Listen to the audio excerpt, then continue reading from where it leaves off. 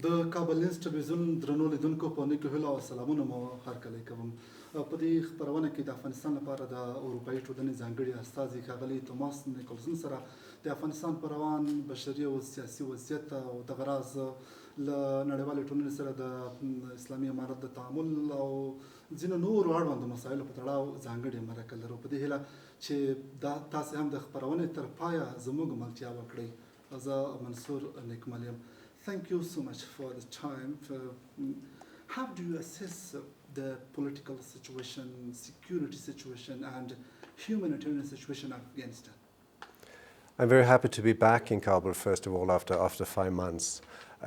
But I must say that the question you raise actually is one where I cannot be very optimistic. Afghanistan is facing a very harsh winter ahead, as it did last year. On the political side, we see human rights in many areas, not only the rights of women, but also rights of minorities, media freedom being restricted, as extremely troubling. And we see no steps at national level towards a more inclusive government. Afghanistan is facing economical crisis and a humanitarian crisis. Which one is the worst for the country? Which one is the worst? I don't think you can really prioritize one over the other. I mean, the humanitarian crisis is immediate and absolute. If you can't find food, if you can't live, it's over.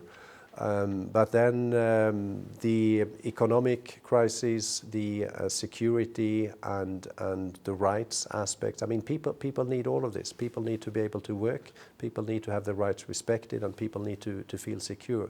I know this is a very tall order for an insurgency movement or a terrorist movement that has been fighting for 20 years and suddenly find themselves, because they choose to, be in a position where they are supposed to deliver, but they have not so far been able to do so convincingly. The Taliban tell me, and I understand their position, they look at the things they have done. They are surprised themselves sometimes by what they have achieved, and they find me being critical by looking at the things they have not achieved, and that's perhaps where our conversation starts. Yeah. No country has still recognized the new government, IEA. What's the reason? The reason is that the Taliban took power the way they did, that they have not respected its commitments to the international community when it comes to counterterrorism, when it comes to respect for human rights, when it comes to clearly declaring that it fully acknowledges its responsibilities under the UN Charter, for example. But this is looking at it from outside, and maybe that's what I'm supposed to do. But I think the real starting point should be inside Afghanistan. They haven't, in a credible way, given people the chance to express themselves on the system of governance, on who should govern the country, and on the policies.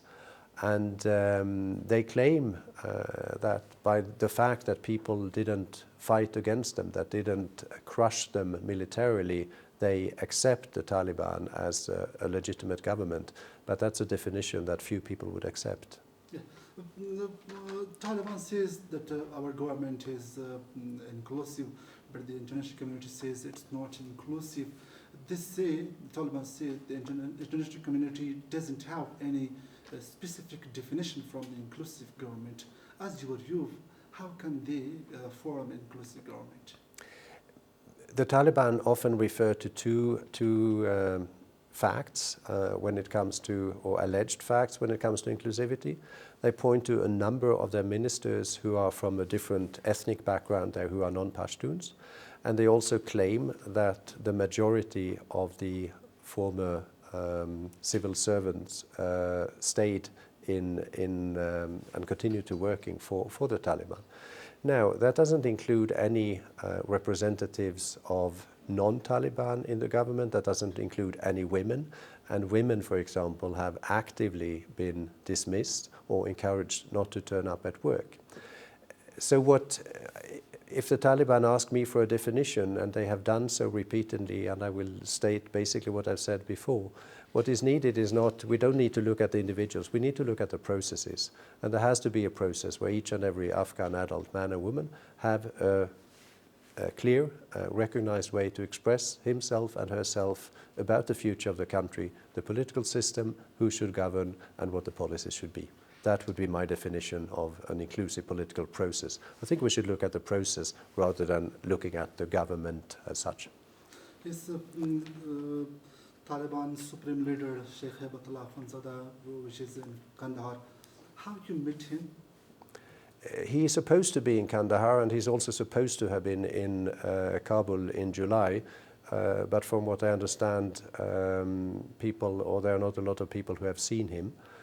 We didn't go to Kandahar this time, unfortunately. We only had the time and the ability to meet acting ministers in Kabul.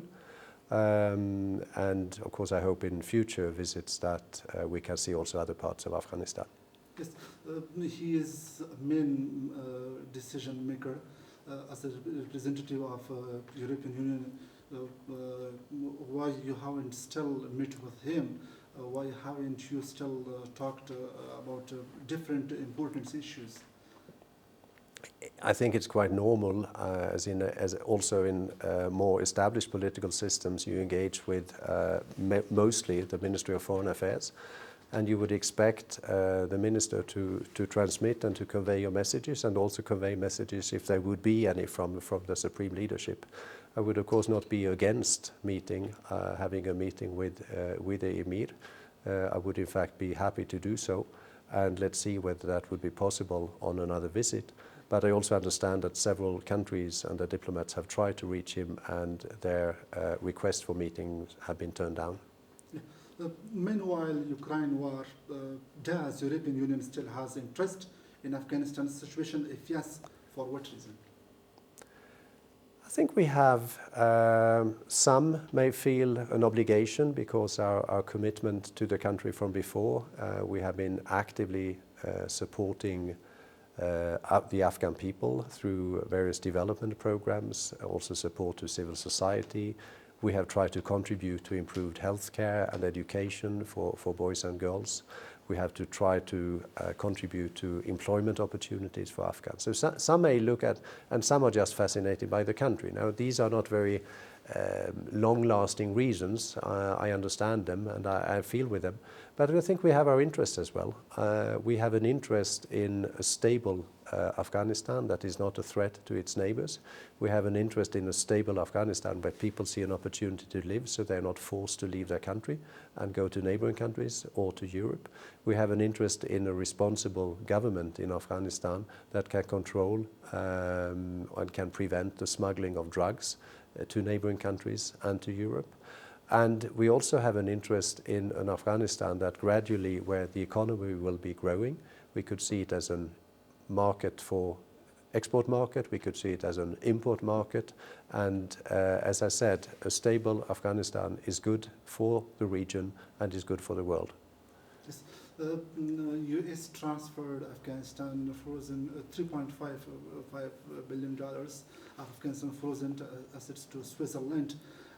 What is your opinion about that decision of U.S.? There were, I think, around $9 billion of frozen central bank assets outside Afghanistan, and they were frozen, as I mentioned, because of the way in which the Taliban took power. This is a normal procedure. No other country has made any attempts to move money closer to Afghanistan, so U.S. is a front runner in that sense. Why do they not move it further? Well, I think the reasons are that there is no convincing, there is no clarity about the independence of the central bank. There is no clarity about the capacity of the central bank to prevent resources to be diverted for terrorist purposes. And until that happens, the money cannot be moved further. I think you can always, again, you can see the glass as half full or half empty. I would see it as a half full glass and as a sign that if credible action is taken by the Taliban, some of this money could eventually, and ideally in the long term, all of this money should go back to Afghanistan. No one has claimed the responsibility for the college educational center who might have done it, as you would give? There are a lot of speculations, and many would speculate in one direction. For me, it shows, and I visited some of the students in the hospital yesterday. It shows in a very clear and tangible way, and unfortunately too many Afghans have already experienced this, what terrorism means, the consequences, shattered dreams for the future, and bodies that will never be the same. And it also, I think, really, to me and to others who, and as I said, many Afghans have experienced this. It's another argument why Afghanistan needs to search and to make efforts towards reconciliation, to find a better future, and really a call on the Afghan authorities to do whatever they can while respecting human rights, of course, to protect all the population of Afghanistan from such attacks. Yeah. As a last question, what is your opinion about NRF resistance front that they fight the North Province?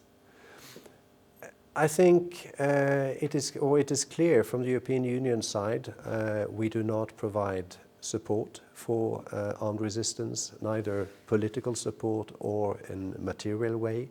I personally respect the choice of those who go down that route, but I'm also personally worried that such movements, at the current stage at least, will increase the risk that Afghanistan gets back into a new cycle of violence.